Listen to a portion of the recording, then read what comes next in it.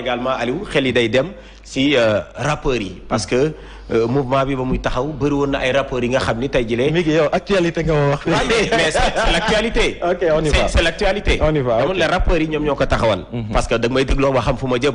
suñu bokk nañ ci ñu ko taxawal ay rappeurs ak ay journalistes parce que tey jii ñoom su ma nee Fadel Barro du rappeur. donc yow itam doo dafa naan doo rappeur. donc gis nañ si ñoom Thiat ñoom Kilifeu entre autres ñoom Xuman. ñoom ñëpp tey jii non Xuman ne fait pas partie des membres. ça c'est bien nga leeral ko. alors mais sympathisant la. waay bu amee yenn comme par exemple. parce que gis naa ko fu mu. waaw comme par exemple bu ko sax jéem bi. il est toujours à l'écoute buñ ko woowee. alors su ma tuddee Xuman tudd rappeur. c'est parce que dama bëgg a wax ci actualité avec la rencontre qui a eu lieu au Palais de la République. entre le président de la République et des rappeurs sénégalais ngir wax ci li nga xam ne moom mooy wàllu caada. est-ce que yow daf la déranger le fait que le président de la République recevoir leen. non man déjà cette affaire-là honnêtement mi ngi xawma parce que c'est pas dans le cadre de Y'en a marre c'est un promoteur privé que je connais même pas moom moo promouvoir événement am dans le cadre de cet événement moo am ay artistes yu dem palais quoi donc xawma les tenants et les aboutissants ce que je peux dire mooy normalement dans un état normal où la République fonctionne normalement avec un président qui se met au-dessus de toute contingence d'ordre politique et politicienne dans un état où on ne reçoit pas au palais des meetings politiques dans une république où le président il ne reçoit pas au palais des receleurs de je sais pas quoi de l'opposition politique dans un état où il y a pas tout ça où le président il est au-dessus de tout il y a pas plus normal que ay citoyens de quelque ñu mën a doon ñu dem rencontrer président. Donc c'est pas un crime. mais bu ñu demee ba rencontrer un président de la République c'est parce que on a un président qui est clivant.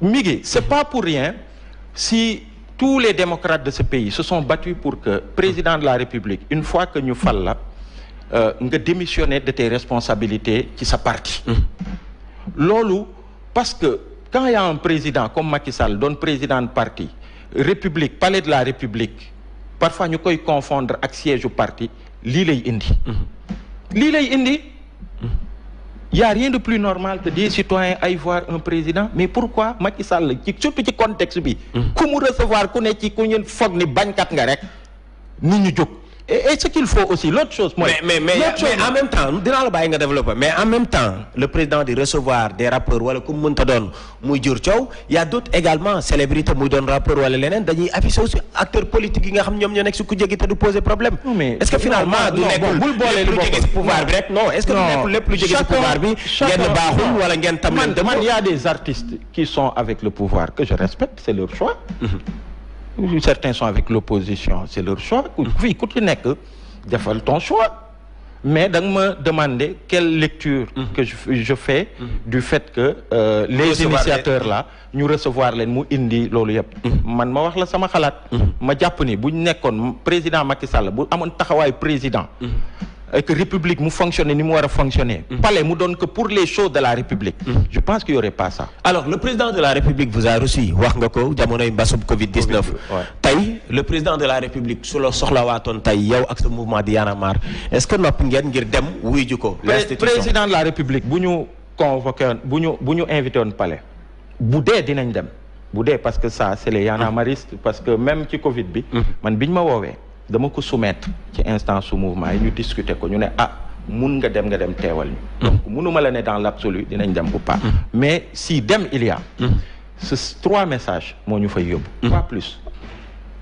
bu ko sax jéem mooy benn bi la libération des otages d'opinion et des prisonniers politiques ñenn ñi nga xamante teguñ ko fenn bàyyi leen en instruction troisième chose mooy sunuy milliards du reste tey wax ma ni dinañ dem de mais bu doon Y'en a marre dafa décider ni ok ñu dem wuyu ji Macky Sall tey loolu mooy doon nos 3 messages pas plus on parlera en tout cas ñun on ne parlera pas d'autre chose que ça ci contexte bii ñu nekk voilà 3e mandat constitution permettre la ko bu ko sax jéem pour que réew mi mu stable bugguñu dugg ci jéye 2e chose la libération des prisonniers d'opinion et des prisonniers politiques la libération des journalistes qui sont en prison 3e chose suñuy milliards du reste da nga ni sànq respect des institutions su fekkee ni moom njiitu réew Macky Sall yoonu Sénégal ñi seen xam-xam màcc mun nañ ko càmbar su fekkee ni yoon bi may na ko moom tey jële mu samp ndëndëm si atub 2024 pourquoi mënuñu xam ni peut-être erreur am na si ba ñuy amal ba ñuy tëggaat constitution bi ba ñuy amal référendum. Migui Maram Ndiaye, vous êtes des journalistes mais vous êtes aussi des citoyens. ñu ci bëri ci journalistes yi ils ont participé au processus qui a amené à la seconde alternance. Ils ont été aux côtés de tout ce peuple sénégalais, aspiration profonde pour que mbirum troisième candidature ñu bañ ko fi waxaat. xanaa bu ñu demee sax ba muy am jiixi jaaxa muy am débat on retourne à l'esprit qui a prévalu bi ñu koy tëgg. cette disposition de notre constitution article 27 alinéa 2 mooy lan. mooy dañ jóge ci jéyewu 2011. Sénégalais yëpp manko ni mbirum troisième mandat waratuñ ko fi waxaat.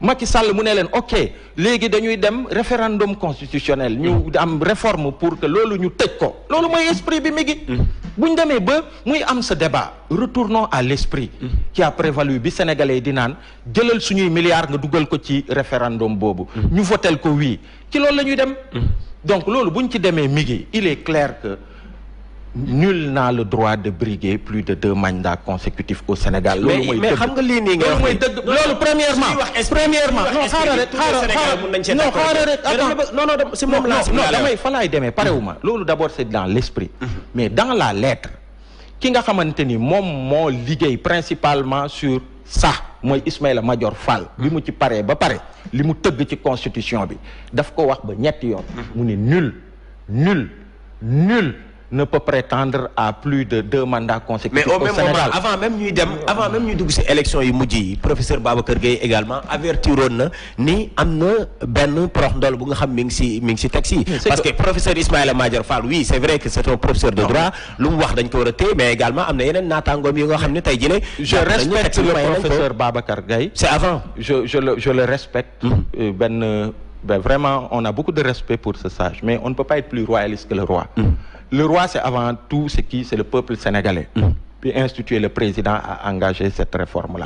Président moo am ku mu ko dénk principalement kooku bu pare moom la ñuy déglu li nga bind mooy lan mu wax ko mu leer.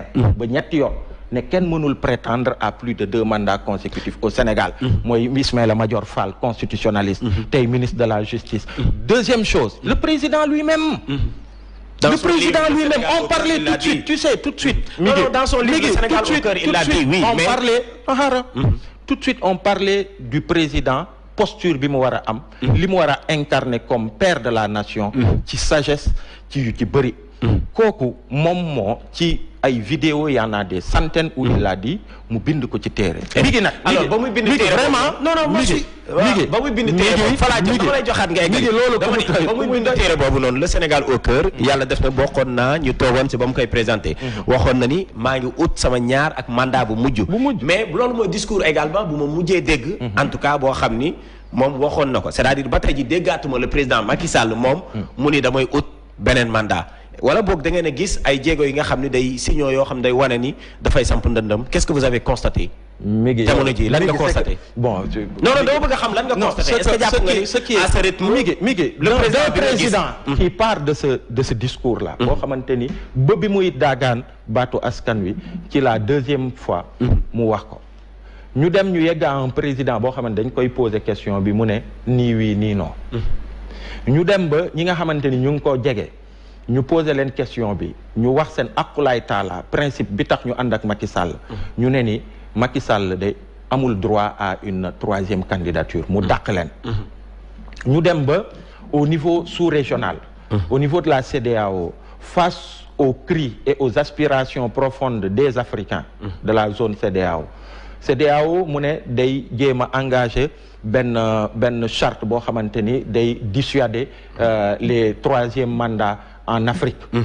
Macky Sall ak Alassane Ouattara ñu bokk ci ñi nga xamante ni ñoom ñoo torpiller cette initiative là ba mujjul antu ñu jóge ci loolu mu am ay africains yu organiser benn concert privé ci benn hôtel contre les 3e mandats en Afrique ñu tere ko alors que c'est dans un espace privé commencé nañ ne ni lii waratul jëpp ñu jóge ci loolu ay jeunes Y'en a marre def benn bâche bu ko sax jéem presque ils ont failli dormir au commissariat ñu jóge ci loolu Miki depuis un certain temps yaa ngi dégg y a quelques jours dignitaire u régime Macky Sall yi nga xamante ni sañuñu woon sax di ci addu commencé nañu léegi di tenir des meetings publics commencé di théoriser mbirum candidature Macky Sall te amut lenn lu mu leen wax pour dissuader leen mi ngi loolu bu la doyut ci ay signaux yi war a tax mouvement citoyen bi ñu doon ak société civile ñun aussi ñu ne bu ko sax jéem ne jàmm gën 3e mandat pour artu pour que jéyee gi mu fi indi woon 2011 ba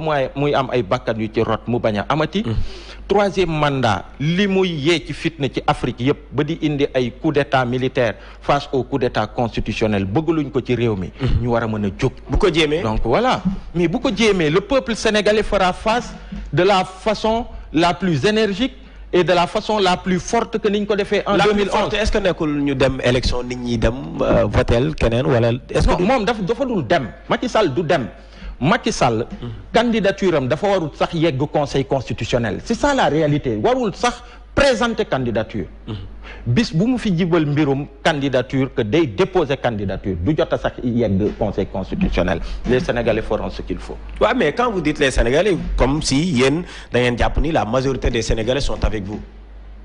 J'ai pas dit ça. Non, bon, vous avez dit les Sénégalais, soo waxee les Sénégalais. Mais j'ai pas dit ça. Mais on peut faire cette lecture également. Mais c'est que principe la boo xamante ni gis nga Miki gis nga mbirum 3e candidature. bokk na ci point yoo xamante ni ñoo gën a am consensus auprès du peuple sénégalais. da ngay xool 2011. nga xool en fait tu vas di nga gis Macky Sall bu fi taxawoon mu dëggal mbirum 3e candidature ñaanuñu ko on espère qu'il ne le fera pas. ñi ci njëkk ko opposé wu ñu bëri di nga gis ça va être dans sa majorité elle-même. ñi nga xamante ne am na li ñu dese ci citoyenneté ak gëm réew mi gëm sart ndeyu réew mi dinañ ko ne ni ànd nañoo ak yow waaye lii de digaale wuñ ko woon. ndax vous n'avez pas droit à une 3e candidature fa lay tàmbalee. donc